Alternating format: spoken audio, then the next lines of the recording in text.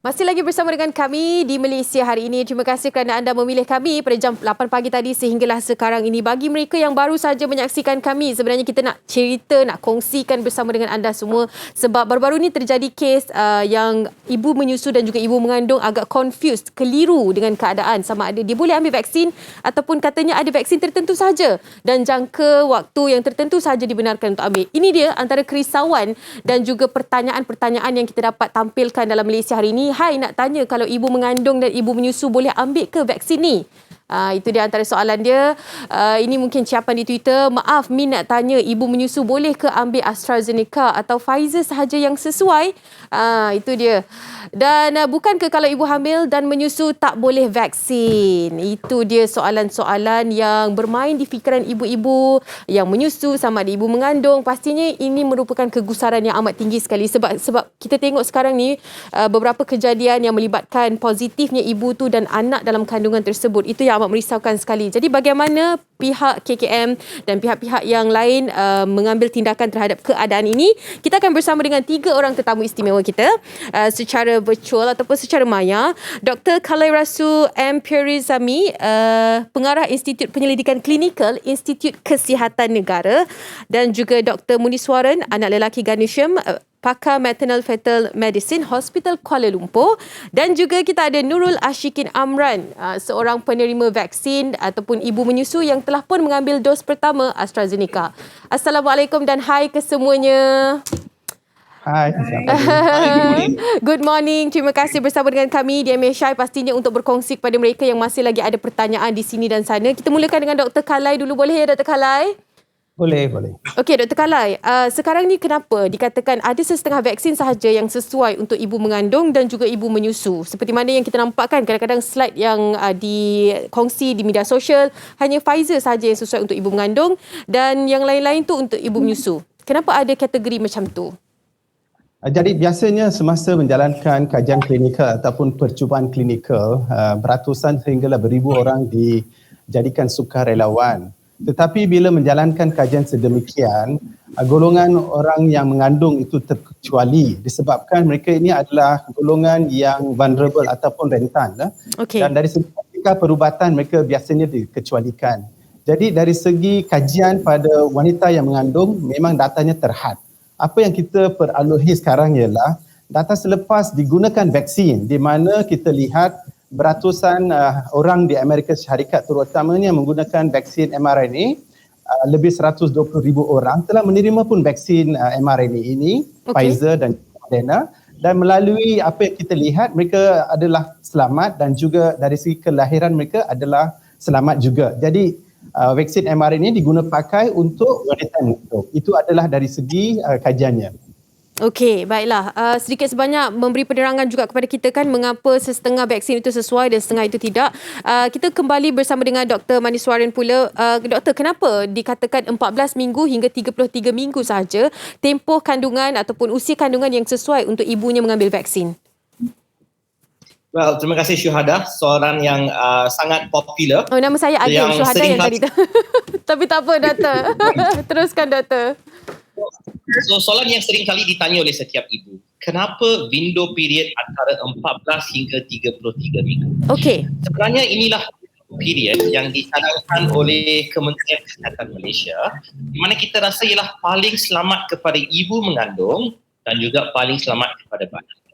So, kenapa selepas 14 minggu? 14 minggu ni diibaratkan sebagai first trimester.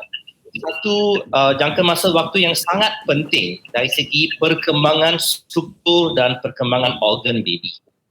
Walaupun kita tahu vaksin itu selamat, tidak menyebabkan apa-apa kecacatan ataupun masalah dari segi struktur kepada baby, waktu selepas 14 minggu ialah waktu di mana risiko keguguran adalah lebih rendah dan waktu di mana struktur dan organ baby semua sudah pun So, sebab itu kenapa kita galakkan untuk mengambil vaksin yang paling selamat lepas 14 minggu.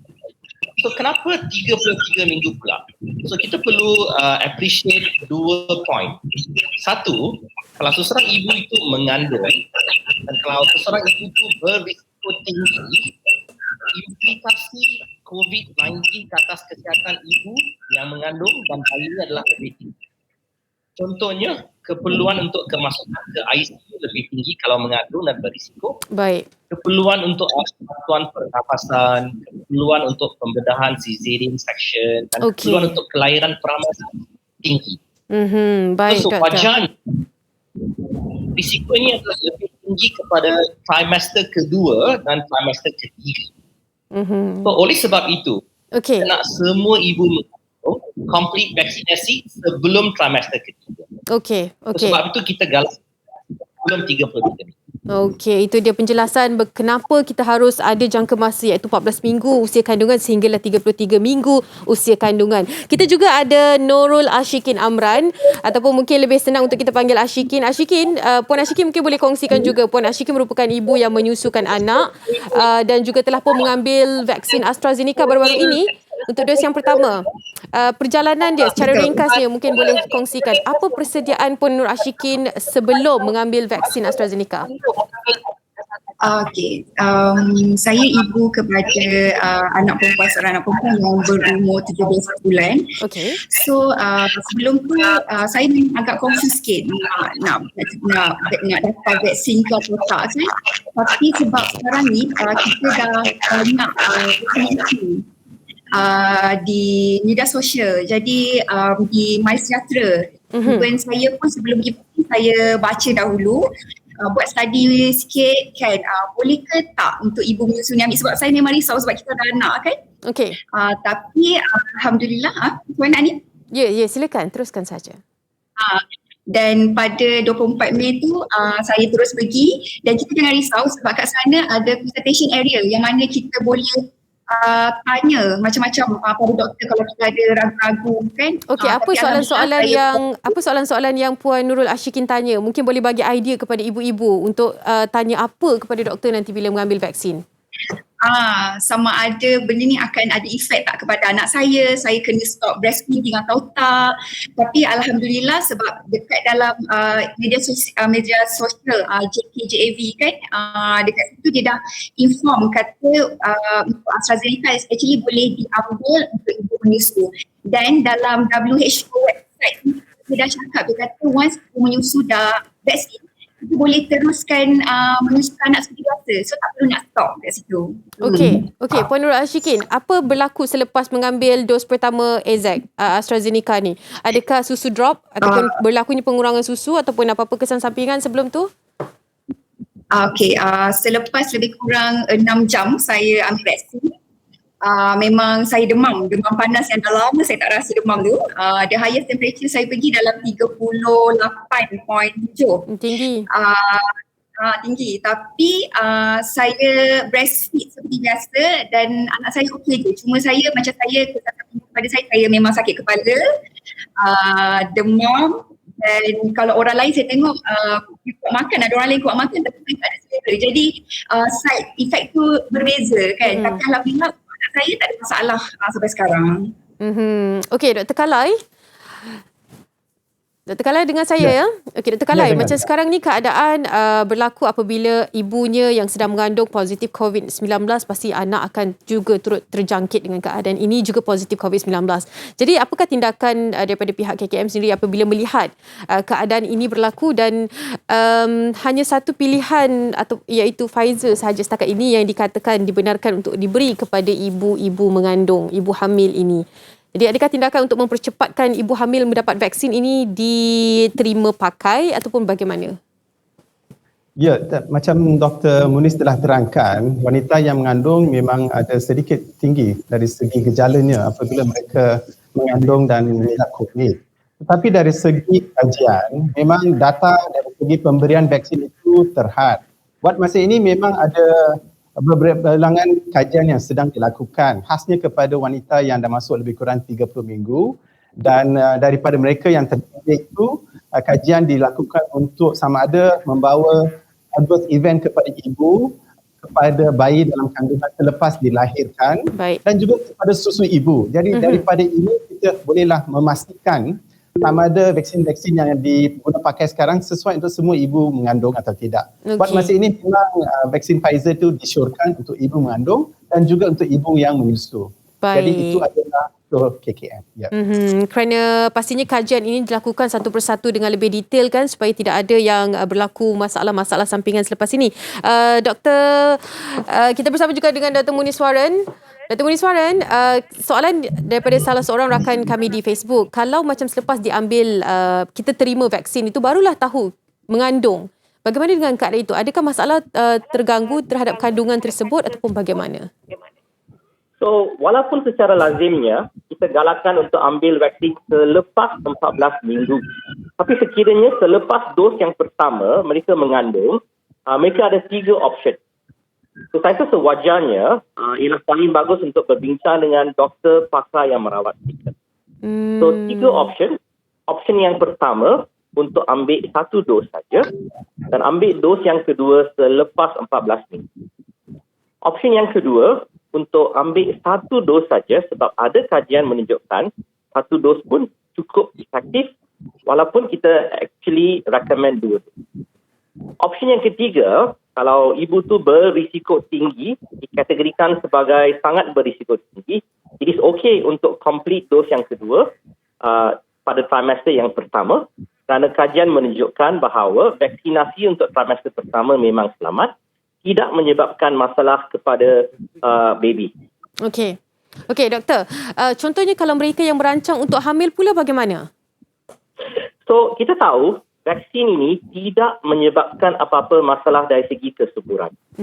So, sekiranya mereka ambil vaksin dan mereka nak mengandung, boleh.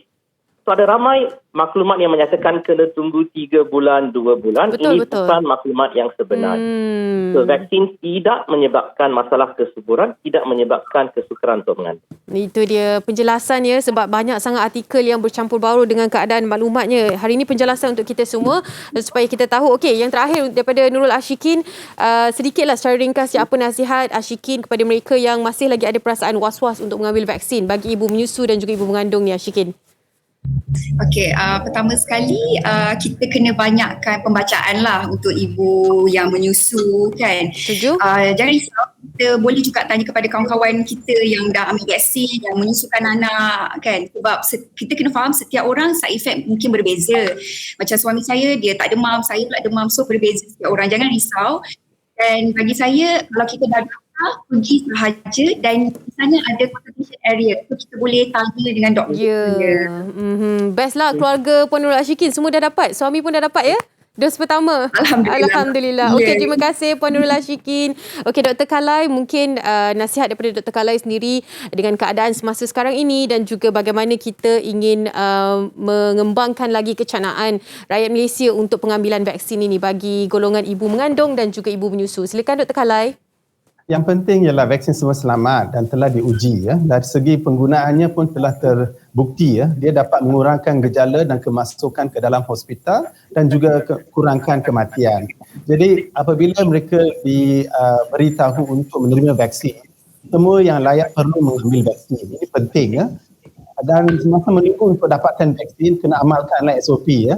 Iaitu membersihkan tangan, pakai mask dan juga jaga distance dengan orang-orang lain khasnya yang bergejala itu sebab kita tak tahu bila boleh terkena COVID. Ini amat penting. Jadi menunggu vaksin itu penting juga, tetapi yang penting ialah menjaga diri. Itu sangat penting.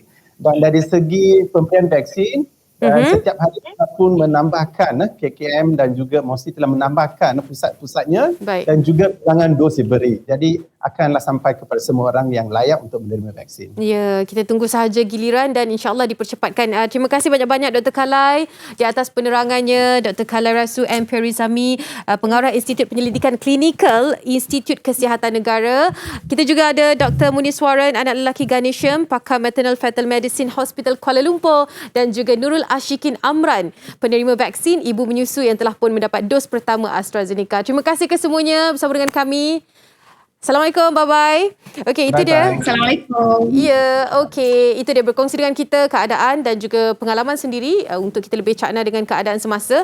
Dan bukan itu sahaja, informasi yang terkini, pengamal media ataupun petugas-petugas media Barisan Hadapan yang kita katakan ini juga bakal mendapat suntikan vaksin mulai Rabu ini. Ini apa yang dikabarkan oleh YB Khairi Jamaluddin yang sudah berdaftar akan menerima suntikan vaksin bermula bila hari Rabu ini. InsyaAllah lah kita ni kan sentiasa kena keluar. Lebih-lebih lagi mereka yang ada siaran langsung dan sebagainya. Amat khawatir ya setiap kali nak keluar rumah ni. Risau.